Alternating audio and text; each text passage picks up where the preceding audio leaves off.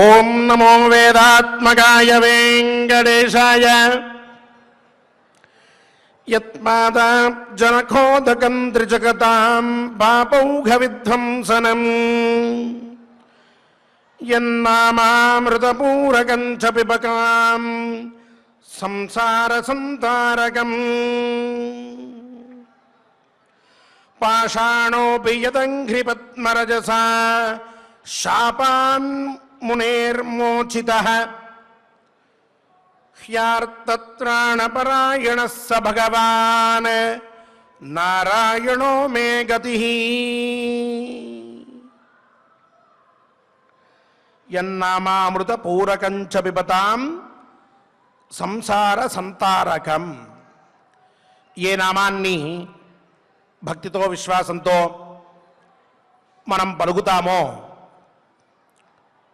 ఏ నామమైతే అలా పలికిన మనల్ని సంసార సముద్రం నుంచి ఉద్ధరిస్తుందో, కలి కల్మషమైన ఈ యుగంలో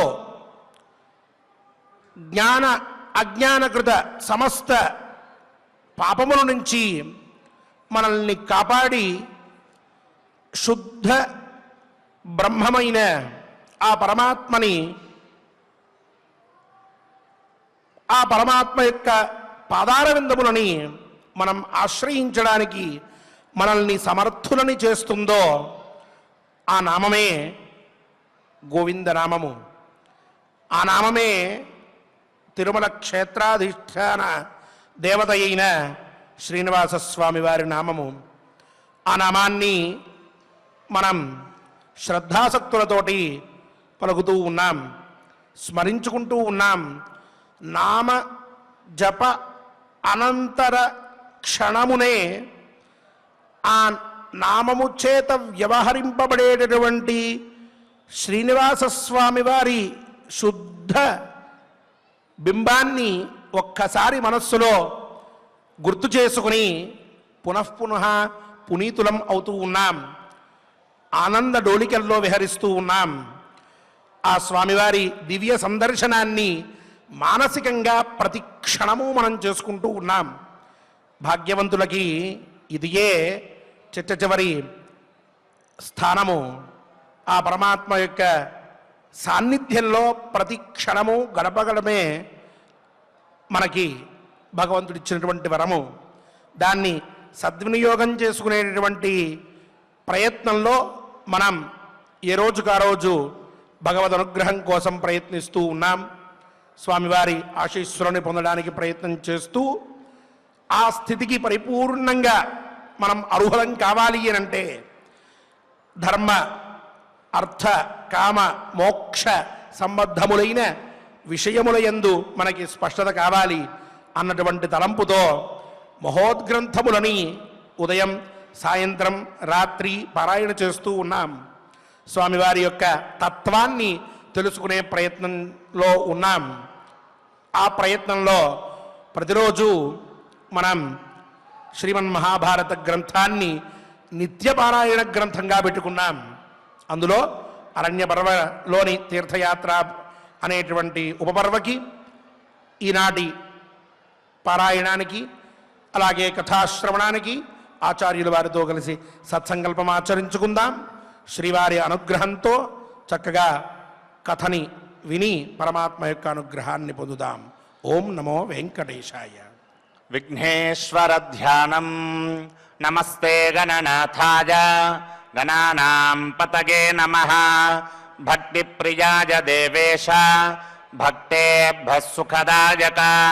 శ్రీనివాస ధ్యానం అనంత వేద సంవేద్యం నిర్దోషం గుణసాగరం అతీంద్రియం నిత్యముక్తం శ్రీనివాసం భజే నిశం. శ్రీకృష్ణ ధ్యానం వందే నవఘనశ్యామం పీతకౌశేయవాససం సానందం సుందరం శుద్ధం శ్రీకృష్ణం ప్రకృతేః పరం. వ్యాసధ్యానం వేదవ్యాసం స్వాత్మరూపం సత్యసంధం పరాజనం శాంతం జితేంద్రియక్రోధం సశిష్యం ప్రణమామ్యహం. అథ సంకల్పః శ్రీమదాదివరాహ క్షేత్రే విరాజమానస్య జగద్రక్షణార్థమవతీర్ణస్య శ్రీమదఖిలాండకోటి బ్రహ్మాండనాయకస్య శ్రీ వెంకటేశ్వర స్వామినః పరిపూర్ణానుగ్రహేణ సర్వేషాం భక్తజనానాం ఆధివ్యాధినివృత్తి ద్వారా ఆయురారోగ్యైశ్వర్యాభివృద్ధ్యర్థం సర్వారిష్ట నివృత్తి ద్వారా సకల శ్రేయోభివృద్ధ్యర్థం ధర్మార్థ కామ మోక్షాఖ్య చతుర్విధ పురుషార్థ సిద్ధ్యర్థం సమస్త పాపక్షయార్థం శ్రీ పరమేశ్వర ప్రీత్యర్థం శ్రీమన్మహాభారతే వనపర్వణి యథాశక్తి 29తమోऽధ్యాయాन्तर्गत శ్లోకపారాయణం ఆచార్యముఖేన కరిష్యామహే. శ్రీకృష్ణ పరబ్రహ్మణే నమః. నారాయణం నమస్కృత్య నరం చైవ నరోత్తమం దేవీం సరస్వతీం వ్యాసం తతో జయముదీరయేత్.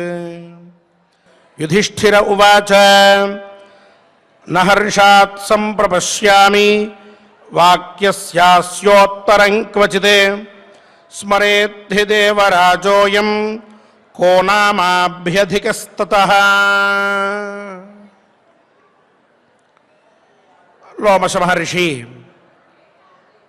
ఇంద్ర సందేశాన్ని, అర్జునుడి వాక్యాలని అన్నిటినీ కూడా ధర్మరాజుకు తెలియజేశాడు.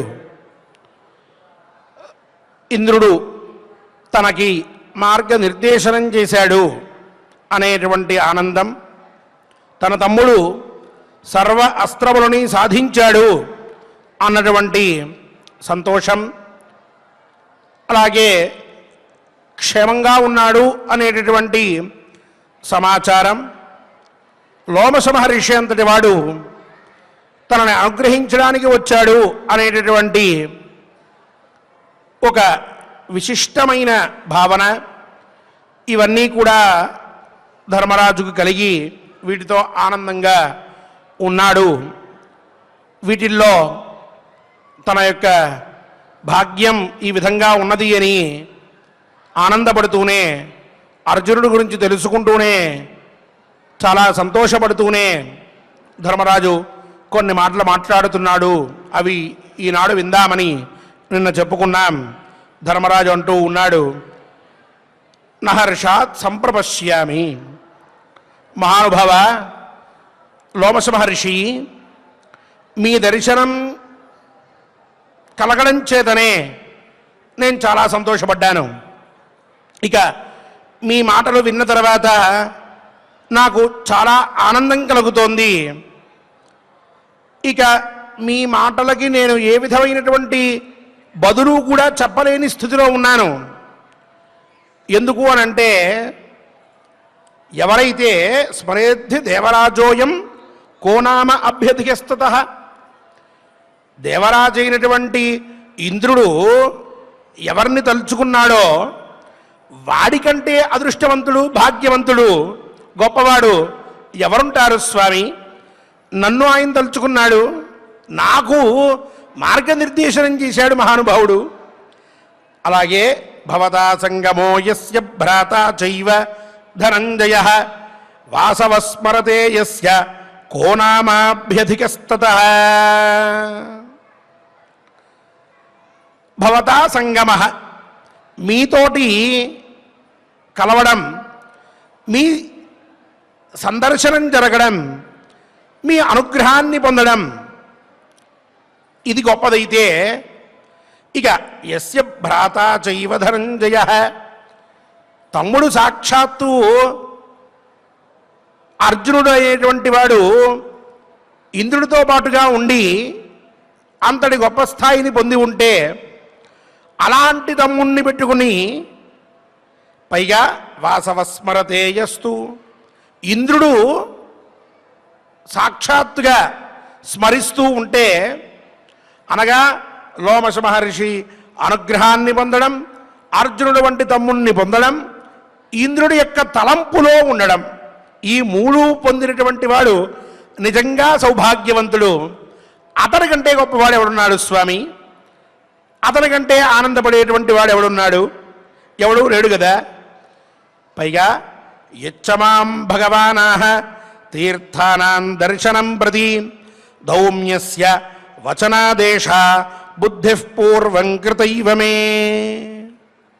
మహానుభావులు మీరు తీర్థయాత్రలు కొనసాగించమని చెప్పి అనుగ్రహించారు.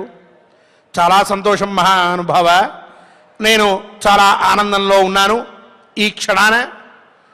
ఇక మీరు తీర్థయాత్రలు చేయమని ఆదేశించడానికి మునుపే మా పురోహితులు ధౌమ్యుల వారు కొన్ని విషయాల్ని తెలియజేశారు.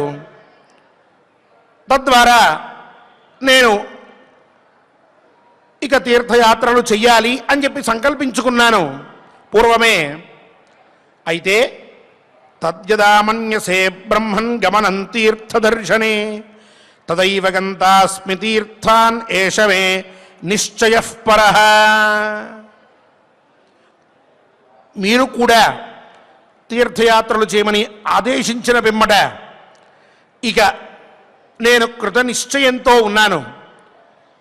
ఏ సమయంలో అయితే యదా మన్యసే బ్రహ్మన్, మహానుభావ ఎప్పుడైతే తీర్థయాత్ర చేయడానికి అనువైనటువంటి సమయం అని చెప్పి మీరు అనుకుంటారో, ఏ క్షణంలో అయితే తీర్థయాత్ర కొనసాగిద్దాం చేద్దాం అని చెప్పి మీరు ఆదేశిస్తారో అదియే నాకు శుభముహూర్తం. ఆ క్షణమే నేను తీర్థయాత్రకి బయలుదేరుతాను. ఇక మీరు ఎప్పుడు ఆజ్ఞ ఇస్తారా అని ఎదురు చూస్తూ ఉంటాను. ఇదే నా నిశ్చయం మహానుభావ అని చెప్పి లోమశ మహర్షితో పరమానందభరితుడైన ధర్మరాజు విన్నవించుకున్నాడు. ఇక ఆ పైన చెప్తూ ఉన్నారు వైశంపాయన మహర్షి జనమేజయ మహారాజుతో, గమనే కృత బుద్ధింతం పాండవం లోమశో బ్రవీత్ లఘుర్భవ మహారాజ లఘుస్వైరం గమిష్యసి. లోమశ మహర్షి చూశాడు, ఈయన వెనకాల సుమారుగా 10,000 మందికి మించినటువంటి మహానుభావులు ఉన్నారు. ఇంకా కొంతమంది మహర్షులు, కొంతమంది స్వాధ్యాయ నిరతులు, అగ్నిహోత్రులు, అలాగే ఇంకొంతమంది స్నాతకులు ఇత్యాదులు, చిన్నపిల్లలు, బ్రహ్మచారులు ఇత్యాదులు, యతులు వాళ్ళు. వీరందరినీ చూసేటప్పటికీ ఆశ్చర్యపోయాడు ఆయన. ఏమిటి ఇప్పుడు ఈ ధర్మరాజు వీళ్ళందరితో పాటుగా తీర్థయాత్రకి వెళ్దామంటాడా? ఇంతమందితోటి తీర్థయాత్ర చేయడం కుదురుతుందే అని వెంటనే లఘుర్భవ మహారాజా, ధర్మరాజా కొంచెం వీళ్ళందరినీ తగ్గించుకోవయ్యా. ఇంతమందితో తీర్థయాత్ర అంటే చాలా కష్టమైనటువంటి పని. కొంచెం తగ్గించుకుంటే అప్పుడు పరివారం అంతా తగ్గిన పిమ్మట తీర్థయాత్ర చేయడం అనేది సులభం అవుతుందయ్యా. ఇంతమందితో వెళ్ళడం కష్టం అన్నాడు. ఇది మనకు కూడా ఒక రకంగా సందేశమే. ఏదో విహారయాత్రకో లేకపోతే ఇంకో దగ్గరకో వెళ్తూ ఉన్నప్పుడు 100 మందిని వేసుకుని వెళ్ళవచ్చు. తీర్థయాత్రకి వెళ్తూ ఉన్నప్పుడు సమానమైనటువంటి బుద్ధి కలిగినటువంటి వారిని, భక్తి శ్రద్ధలు కలిగినటువంటి వారిని, విశ్వాసం కలిగినటువంటి వారిని, ఒకే ఆలోచనతో ఉండేటటువంటి వారిని, వీరిని వెంటబట్టుకుని తీర్థయాత్రకి వెళ్ళాలి. కానీ వస్తానన్నారు కదా అని చెప్పి ప్రతి ఒక్కరిని బండెక్కించుకుంటే అది తీర్థయాత్ర కాదు.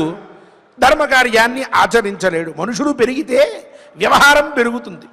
ఒక ఆయన నేను రాత్రిపూట ఉప్మా మాత్రమే తింటానంటాడు.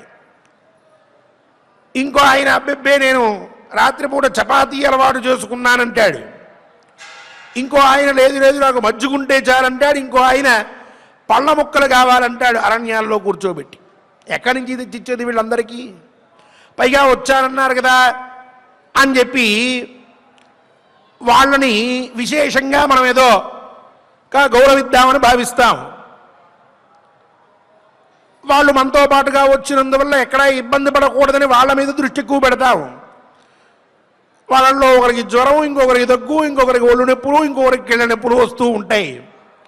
మందులు, డాక్టరు, ఎక్కడికి వెళ్ళాలి, ఎవరిని చూడాలి, ఈ వ్యవహారంతో తీర్థయాత్ర ముగుస్తుంది తప్ప కళ్ళు మూసుకుని క్షణం పాటు ఆ భగవంతుడిని ధర్మంగా ప్రార్థిద్దామని మటుకు ఆలోచన రాదు. ఎంత ప్రయత్నం చేసినా ఈ లంపడం వెనకాల ఉండి పొడుస్తూ ఉంటుంది. అందువల్ల మనుషులని తగ్గించుకుని ఎంతవరకు కావాలో, ఎంతవరకు మనతో పాటుగా కలిసేటటువంటి వారు ఉన్నారో ఆహార వ్యవహారాల్లో అంతవరకు మాత్రమే పరివారాన్ని తీసుకుని వెళ్తే తీర్థయాత్ర చక్కగా ముగుస్తుందనేటటువంటి ధర్మ సూక్ష్మం ఈ సందర్భంలో బోధపడుతోంది. చెప్తున్నాడు ధర్మరాజు, అలాంటి విషయాలే మాట్లాడుతున్నాడు. ఈ మాట కొంత పరివారాన్ని తగ్గించవయ్యా అని చెప్పి లోమశ మహర్షి చెప్పిన తరువాత ధర్మరాజు మాటలు చూడండి. యుధిష్ఠిర ఉవాచ భిక్షాభుజో నివర్తంతాం బ్రాహ్మణాయతజశ్చయే క్షుత్రుడధ్వశ్రమాయాస శీతార్తిం అసహిష్ణవ. ధర్మరాజు అన్నాడు,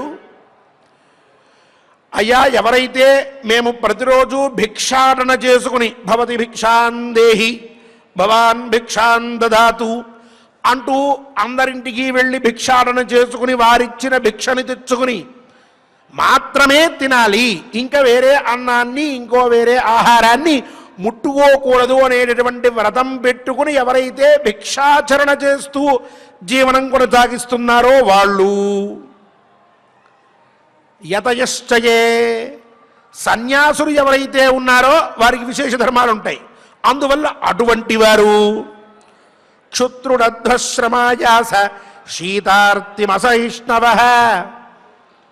ఆకలి తట్టుకోలేనటువంటి వారు, దప్పిక తట్టుకోలేనటువంటి వారు, బాగా దాహం వేసేస్తోంది, క్షణంలో నాకు నీళ్లు కావాలి అంటే దొరకవు, కాబట్టి ఆ దప్పిక తట్టుకోలేనటువంటి వారు, అలాగే అధ్వశ్రమ ఆయాస, అధ్వశ్రమము అంటే నడుచుకుంటూ ఎంతో దూరం వెళ్ళాల్సి వస్తుంది, అలా అలసటని తట్టుకోలేనటువంటి వారు, అలాగే ఎక్కువ దూరం నడిస్తే ఆయాసమో ఇంకోటో వస్తూ మా వల్ల కాదు అని అనేటటువంటి వారు, అలాగే శీతార్తిం, బాగా చలిగా ఉంది మేం చలి బాధ తట్టుకోలేం అనేటటువంటి వారు, వీళ్ళందరూ కూడా శీతార్తిం అసహిష్ణవ నివర్తంతాం, మీరంతా బయలుదేరి వెనక్కి వెళ్ళిపోండి. ఇంతవరకు నాతో ఉన్నారు, నిత్యము కూడా మీ మీ ధర్మాన్ని నిర్వర్తించుకుంటూ నాతో పాటుగా కామ్యగమనంలో సుఖంగా నివసించారు, బాగున్నది. ఇక పైన తీర్థయాత్రలో ఇక్కడ ఉన్న పరిస్థితి ఉండదు. ఇక్కడ ఒక ఆశ్రమం ఏర్పాటు చేసుకున్నాం, మీ అందరికీ కావలసినటువంటి వ్యవస్థలని ఏర్పాటు చేశాం, మీరు ఎలా కావాలంటే అలా ఉండేట్టుగా చూశాం. ఇక తీర్థయాత్రలో ఎవరిది వారు చూసుకోవడం తప్ప పక్కవారి గురించి ఆలోచించేంత అవకాశం ఉండదు. కావున ఇటువంటి ఇబ్బందులన్నీ పడుతున్నటువంటి వాళ్ళు రావడానికి వీలు లేదు, మీరందరూ బయలుదేరి వెనక్కి వెళ్ళిపోండయ్యా అన్నాడు. అని ఇంకా అంటున్నాడు, తే సర్వే వినివర్తంతాం ఏ చమిష్టభుజోద్విజాః పక్వాన్నలేహ్యపానానాం మాంసానాంచ వికల్పకాః. ఏ చమిష్టభుజోది ద్విజాః, ఎవరైతే ఇక్కడ మృష్టాన్నాన్ని తినేటువంటి వారు ఉన్నారో, ప్రతిరోజు కూడా ఏదో 2 కూరలు, 4 పచ్చళ్ళు, ఓ 2 పప్పులు, ఓ వేపుడు, ఇలాంటి మెనూ కావలసినటువంటి వారు, ఇటువంటి వారు ఇక పక్వాన్నలేహ్యపానానాం, బాగా వండినటువంటి పదార్థాలు తింటాం అనేటువంటి వారు, ఏవో భక్ష్య భోజ్య చోష్య లేహ్యములు అని చెప్పి 4 రకాలుగా ఉంటుందన్నాం. ఇందులో ఈ లేహ్యములు అంటే పాయసము ఇత్యాదులు తాగేటటువంటివి మొదలైనటువంటివి, ఇటువంటి అన్నాన్ని కావాలనుకునేటటువంటి వారు, మాకు పూట పాయసం కావాలి, ఇంకో ఏమో ఏదో బూరెలు కావాలి, గారెలు కావాలి, ఇవన్నీ అక్కడ దొరకవు, కాబట్టి అవి కోరుకునేటువంటి వారు మాంసానాంచ వికల్పకాః, మాంసాన్నం తింటాం అది లేనిది ముద్ద దిగదు అనేటువంటి వారు, ఇటువంటి వారందరూ కూడా తే సర్వే వినివర్తంతాం, మీరంతా కూడా వెనక్కి వెళ్ళిపోండయ్యా. అవేవి కూడా ఇకపైన లభించే పరిస్థితి లేదు. ఆ ఏర్పాట్లేవి ఇకపైన ఉండవు. కాబట్టి వెనక్కి వెళ్ళిపోండి, మాతో రావద్దు. అలాగే తేపి సర్వే నివర్తంతాం ఏ చ సూదానుయాయినః మయా యథోచితా జీవ్యైః సంవిభక్తాశ్చ వృత్తిభిః. ఇక ఎవరికైతే వంటిల్లు కావలసి వచ్చిందో, అంటే మా వంట మేమే చేసుకుంటాం, స్వయం పాకం చేస్తాం మేము, కాబట్టి మాకు వేరొకరు వండితే పనికిరాదు, మాకు ఒక వంటగది దాంట్లో ఏర్పాటు అంతా ఉండాలి, అప్పుడు కానీ మేము భోజనం చెయ్యం అని ఇన్ని రోజులు ఇక్కడ ఎవరైతే ఉన్నారో వారికి తగ్గట్టుగా అక్కడ వంటగది ఏర్పాటు చేయబడింది, చక్కగా భోజనాదులు చేశారు. ఇకపైన అవకాశం లేదు. కావున అటువంటి వారు, అలాగే మయా యథోచిత జీవ్యైః సంవిభక్తాశ్చ వృత్తిభిః, అలాగే మాకు ప్రత్యేకంగా భోజన వ్యవస్థ కావాలి, అందరితో కలిసి మేము చెయ్యం, మేము తింటుంటే ఎవరు చూడకూడదు అంటూ ఎవరైతే భావిస్తూ ఉన్నారో అటువంటి వారందరూ కూడా వెనక్కి వెళ్ళిపోండి, వాళ్ళకు కూడా అక్కడ ఏర్పాట్లు ఉండవు అని. ఏ చాప్యనురతాః పౌరాః రాజభక్తి పురస్సరాః ధృతరాష్ట్రం మహారాజం అభిగచ్చంతు చేచ వై సదాస్యతి యథాకాలం ఉచిత యస్య యా భృతిః సచేత్ యథోచితాం వృత్తిం నదద్యాన్ మనుజేశ్వరః అస్మత్ప్రియహితార్థాయ పాంచాల్యో వః ప్రదాస్యతి అంటున్నాడు. వీళ్ళందరినీ వెనక్కి వెళ్ళిపోమంటున్నాడే, మరి వీరెట్లా వెళ్ళి జీవించేది? ఎక్కడికి వెళ్ళాలి వీరు అంటే, మీరంతా హస్తినాపురానికి వెళ్ళిపోండయ్యా, అక్కడ సుఖంగా ఉండండి, మీరంతా ధృతరాష్ట్రుల వారి దగ్గరికి చేరుకోండి, ఆయన్ని ఆశ్రయించండి. ఆ ధృతరాష్ట్ర మహారాజు మీ మీ స్థాయికి తగ్గట్టుగా మీ అందరికీ కూడా తగినటువంటి పనిని ఏర్పాటు చేస్తాడు, మీకు కావలసినటువంటి గౌరవాలన్నీ కూడా ఇస్తాడు. కావున అందరూ బయలుదేరి వెళ్ళండి. ఏదైనా కారణం చేత ధృతరాష్ట్ర మహారాజు దగ్గర మీకు ఇవేవి లభించకపోయినట్లయితే మీరంతా బయలుదేరి మహానుభావుడైనటువంటి ద్రుపద మహారాజు దగ్గరికి వెళ్ళండి. వెళ్ళి నేను పంపించానని చెప్పండి, ఆయన మీకు కావలసినటువంటి ఏర్పాట్లు చేస్తాడు. ఎవరూ భయపడవలసిన అవసరం లేదు, సుఖంగా మిమ్మల్ని అందరూ చూసుకుంటారు. ఇకపైన మీరు బయలుదేరి వెళ్ళవలసింది, ఇంతవరకు మాతో ఉన్నందుకు మేమంతా ధన్యులం అన్నట్టుగా చక్కగా వాళ్ళతో మాట్లాడాడు. వాళ్ళందరినీ వెనక్కి పంపించాడు. కొంతమంది మిగిలారు. ఆ పైన వృత్తాంతాన్ని వైశంపాయన మహర్షి చెప్తూ ఉన్నారు. వైశంపాయన ఉవాచ తతో భూయిష్ఠశః పౌరాః గురుభార ప్రపీడితాః విప్రాశ్చ యతయో ముఖ్యాః జగ్ముర్నాగపురం ప్రతి తాన్ సర్వాన్ ధర్మరాజస్య ప్రేమ్ణా రాజాంబికాసుతః ప్రతిజగ్రాహ విధివద్ధనైశ్చ సమదర్పయత్ తతః కుంతీసుతో రాజా లఘుభిర్బ్రాహ్మణైః సహ లోమశేన చ సుప్రీతః త్రిరాత్రం కామ్యకే వసత్. ఇది శ్రీమన్మహాభారతే వనపర్వణి తీర్థయాత్రాపర్వణి లోమశతీర్థయాత్రాయాం 29తమోऽధ్యాయః. ఇక ధర్మరాజు ఇలా చెప్పిన తర్వాత అక్కడ ఉన్నటువంటి వారు సన్యాసులు, బ్రహ్మచారులు, బ్రాహ్మణోత్తములు వీళ్ళందరూ కూడా ఈ విషయాలన్నీ కూడా విని, ఇక మహారాజు ఇలా ఆదేశించారు కాబట్టి మనం నివృత్తులం కావాలి అని చెప్పి సంకల్పించుకుని ఇక వెంటనే హస్తినాపురానికి బయలుదేరారు. మానసికంగా వాళ్ళంతా దుఃఖంతో ఉన్నారు. ధర్మరాజుతోటి వియోగం ఏర్పడుతోంది అని. అయినా రాజాజ్ఞ కాబట్టి, పాటించవలసినటువంటి ధర్మం ఉన్నది కాబట్టి ఆయన మాటని అనుసరించి అప్పటికప్పుడు వారంతా కూడా జగ్ముహు నాగపురం ప్రతి అని చెప్పారు. నాగపురం అంటే హస్తినాపురం అని అర్థం. ఆ హస్తినాపురానికి బయలుదేరి వెళ్ళారు. ఇక వీళ్ళంతా వెళ్ళిన తర్వాత ధృతరాష్ట్రుడిని వెళ్ళి కలుసుకున్నారు. ఆయన కూడా ధృతరాష్ట్రుడు ప్రేమతో వారందరినీ కూడా దగ్గరికి తీసుకున్నాడు. తన వారిగా భావించాడు. వారందరికీ డబ్బిచ్చి అందరినీ కూడా జాగ్రత్తగా చూసుకుంటూ ఉన్నాడు, తృప్తిపరిచాడు అందరినీ. ఆ పైన తతః కుంతీసుతో రాజా లఘుభిర్ బ్రాహ్మణైః సహ. ఇక ఇంతమంది వెళ్ళిపోయిన తర్వాత చాలా తక్కువ సంఖ్యలో కొంతమంది ధర్మరాజు దగ్గర ఉన్నారు. వారందరితో కలిసి అలాగే లోమశుల వారితో కూడా కలిసినటువంటి వాడై అక్కడే ఆ కామ్యక వనంలో 3 రాత్రులు నిద్ర చేశాడు. ఆ పైన ఇక తీర్థయాత్రకి బయలుదేరి వెళ్ళబోతూ ఉన్నాడు. ఋషులు కూడా అక్కడే ఉన్నారు కొంతమంది. వారందరికీ కూడా నమస్కారాదులు చేసుకుని ఇక తీర్థయాత్ర ఆరంభించబోతూ ఉన్నాడు. ఆ విశేషాలని 93వ అధ్యాయంలో మనం తెలుసుకోబోతూ ఉన్నాం. ఈనాటి తీర్థయాత్ర ధర్మములలో కొన్ని విశేష ధర్మముల్ని మనం తెలుసుకున్నాం కాబట్టి ధర్మయుక్తులమై చరించేట్లుగా మనల్ని అనుగ్రహించమని స్వామివారిని ప్రార్థిస్తూ ఆచార్యుల వారితో కలిసి శ్లోకపారాయణం చేసుకుందాం. శ్రీవారి అనుగ్రహాన్ని పొందుదాం. ఓం నమో వెంకటేశాయ. ఓం నమో వెంకటేశాయ. లోమశ మహర్షి చేత తీర్థయాత్ర విశేషాలను చక్కగా వివరింపబడినటువంటి పిమ్మట ఆ తదుపరి ధర్మరాజు ఎవరెవరిని ఆ తీర్థయాత్రకు రాకుండా మీరు ఇక్కడే ఉండండి అని చెప్పకనే చెప్పినటువంటి ఘట్టాన్ని మనం చక్కగా ఆచార్యుల వారి ద్వారా మనం తెలుసుకున్నాం.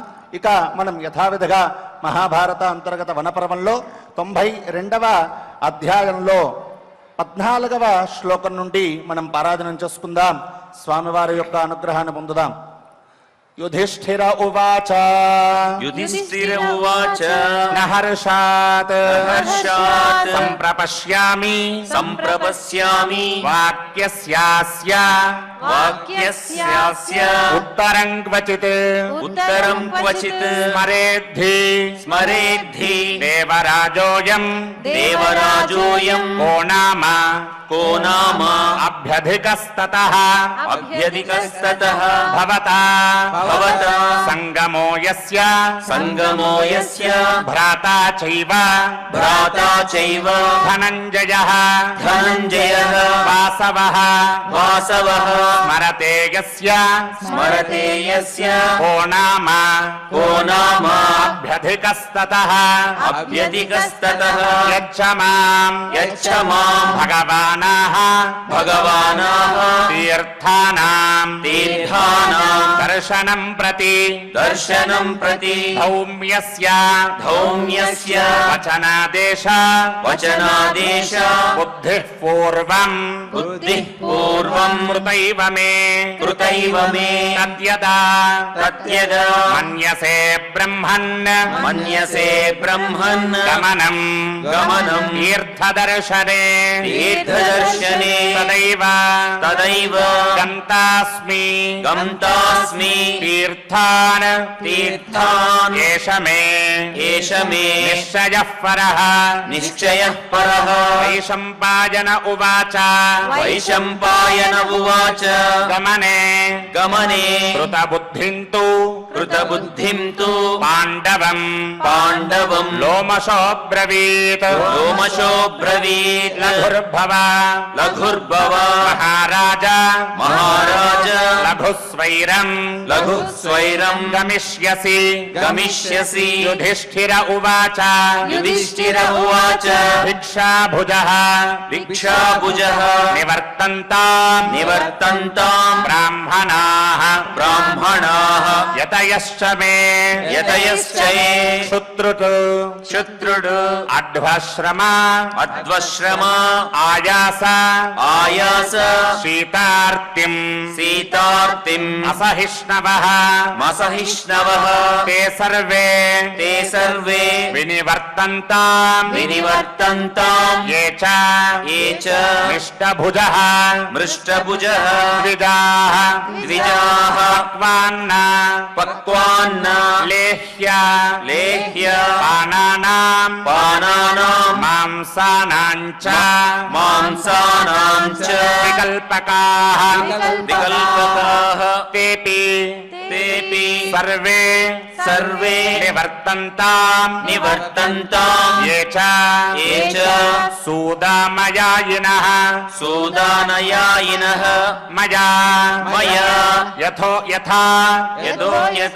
उचिता जीव्यैः संविभक्ताश्च वृत्तिभिः ये चापि अनुरताः पौराः राजभक्तिपुरःसराः धृतराष्ट्रम् महाराजम् अभिगच्छन्तु ते च वै सदास्यति यथा कालम् उचिता यस्य या भृतिः सचेत् यथोचिताम् वृत्तिम् न दद्यात् मनुजेश्वरः अस्मत् प्रियहितार्थाय पाञ्चाल्यः वः प्रदास्यति वैशम्पायन उवाच ततः भूयिष्ठसः पौराः गुरुभारा प्रपीडिताः विप्राश्च यतयो मुख्याः जग्मुः नागपुरं प्रति तान् सर्वान् धर्मराजस्य प्रेम्णा राजाम्बिकासुतः प्रतिजग्राह विधिवत् धनैश्च समतर्पयत् ततः कुन्तीसुतः राजा लघुभिः ब्राह्मणैः सह लोमसेन च सुप्रीतः त्रिरात्रम् काम्यके वसत् इति श्रीमन्महाभारते वनपर्वान्तर्गत तीर्थयात्रा पर्वणि लोमस तीर्थयात्रायाम् 29तमोऽध्यायः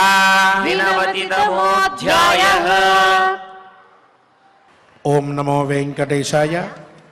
శ్రీ అన్నమాచార్య ప్రాజెక్ట్ కళాకారులతో కలిసి గోవిందనామ సంకీర్తనాన్ని ఆచరించుకుందాం. శ్రీవారి అనుగ్రహాన్ని పొందుదాం.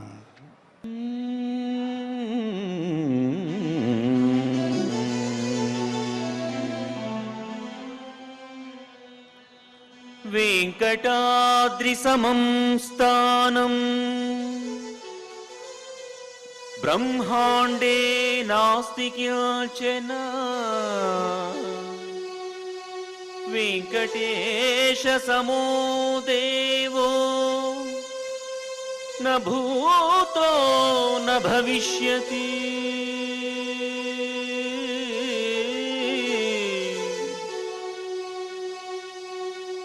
వెంకటేశ సమో దేవో న భూతో న భవిష్యతి.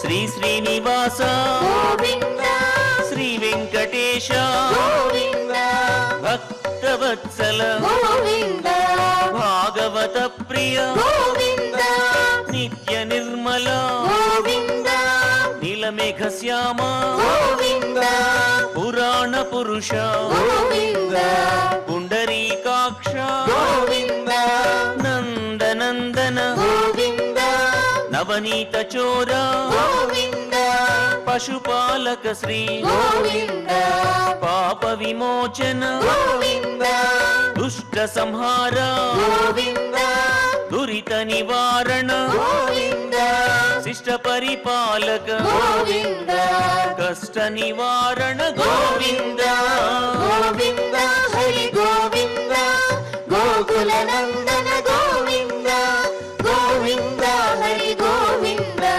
గోకుల నందన గోవింద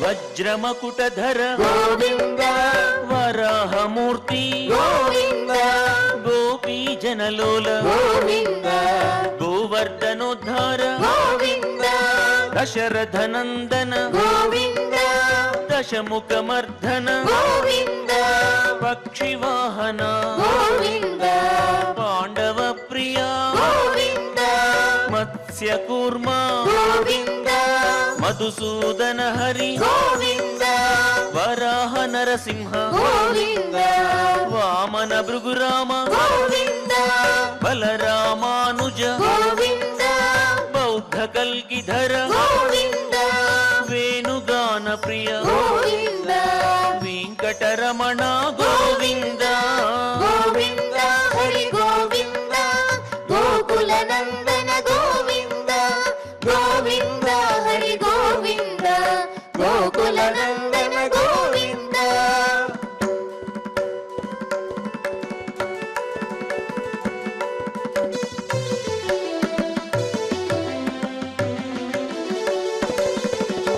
సీతానాయక గోవింద శ్రిత పరిపాలక గోవింద దరిద్ర జన పోషక గోవింద ధర్మ సంస్థాపక గోవింద అనాథ రక్షక గోవింద ఆపద్ బాంధవ గోవింద శరణాగత వత్సల గోవింద కరుణాసాగర గోవింద కమలదలాక్ష గోవింద కామిత ఫలద గోవింద పాప వినాశక గోవింద పాహి మురారే గోవింద శ్రీముద్రాంకిత గోవింద శ్రీవత్సాంకిత గోవింద ధరణీ నాయక గోవింద దినకర తేజ గోవింద గోవింద హరి గోవింద గోకుల నందన గోవింద గోవింద హరి గోవింద గోకుల నందన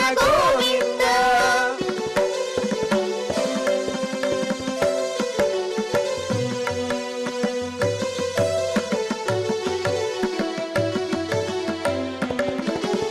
పద్మావతి ప్రియ గోవింద ప్రసన్నమూర్తి గోవింద అభయహస్త గోవింద అక్షయ వరద గోవింద శంఖ చక్రధర గోవింద శాంగ గదాధర గోవింద విరజాతిరస్త గోవింద విరోధి మర్దన గోవింద సాలగ్రామధర గోవింద సహస్రనామ గోవింద లక్ష్మీ వల్లభ గోవింద లక్ష్మణాగ్రజ గోవింద కస్తూరి తిలక గోవింద కాంచనాంబరధర గోవింద గరుడ వాహన గోవింద గజరాజ రక్షక గోవింద గోవింద హరి గోవింద గోకుల నందన గోవింద గోవింద హరి గోవింద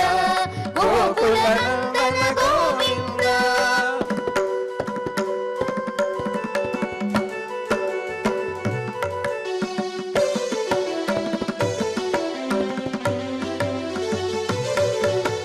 వానర సేవిత గోవింద వారధి బంధన గోవింద సప్తగిరీశ గోవింద ఏక స్వరూప గోవింద శ్రీరామకృష్ణ గోవింద రఘుకుల నందన గోవింద ప్రత్యక్ష దేవ గోవింద పరమదయాకర గోవింద వజ్ర కవచధర గోవింద వైజయంతిమాల గోవింద వడ్డికాసులవాడ గోవింద వసుదేవతనయ గోవింద బిల్వ పత్రార్చిత గోవింద భిక్షుక లోక సంస్థుత గోవింద శ్రీ పుంరూప గోవింద శివకేశవమూర్తి గోవింద గోవింద హరి గోవింద గోకుల నందన గోవింద గోవింద హరి గోవింద గోకుల నందన గోవింద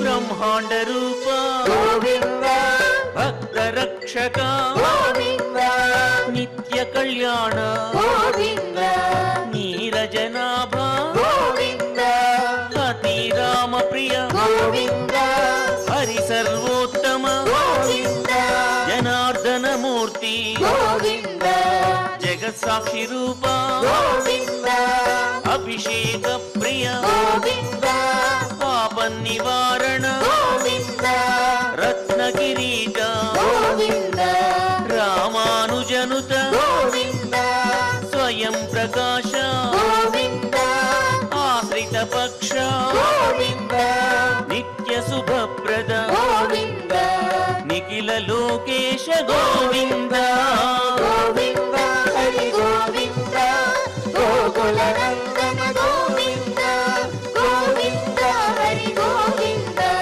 గోకుల నందన గోవింద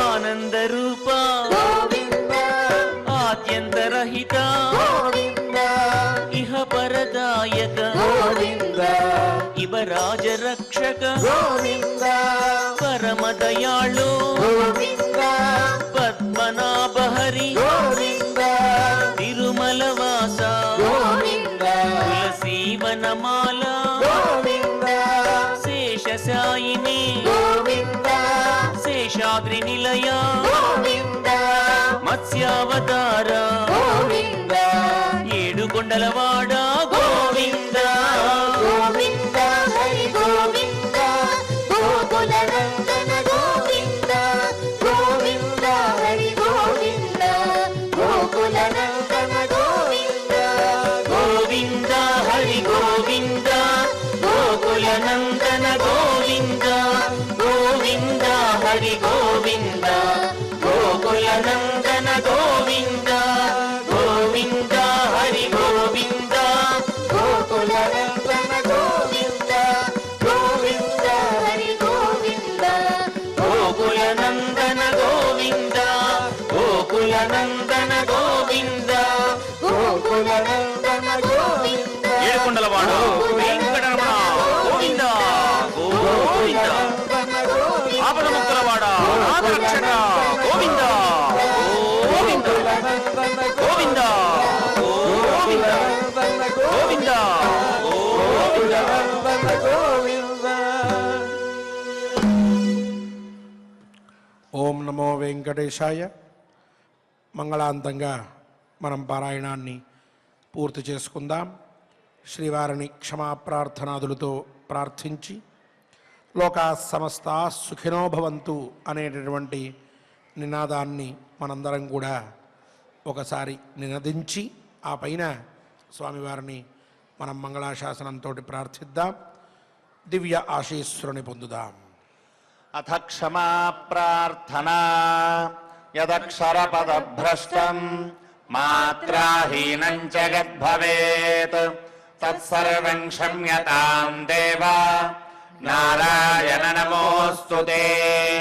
అథ లోకక్షేమ ప్రార్థనా స్వస్తి ప్రజాభ్యః పరిపాలయంతాం న్యాయ్యేన మార్గేణ మహీం మహిషాః. గోబ్రాహ్మణేభ్యః శుభమస్తు నిత్యం. లోకాః సమస్తాః సుఖినో భవంతు. అథ భగవత్సమర్పణం కాయేన వాచా మనసేంద్రియైర్వా బుద్ధ్యాత్మనా వా ప్రకృతే స్వభావాత్ కరోమి యద్యత్ సకలం పరస్మై నారాయణాయేతి సమర్పయామి. అథ మంగళం శ్రియః కాంతాయ కళ్యాణ నిధగే నిధగేర్థినాం శ్రీవేంకట నివాసాయ శ్రీనివాసాయ మంగళం. ఓం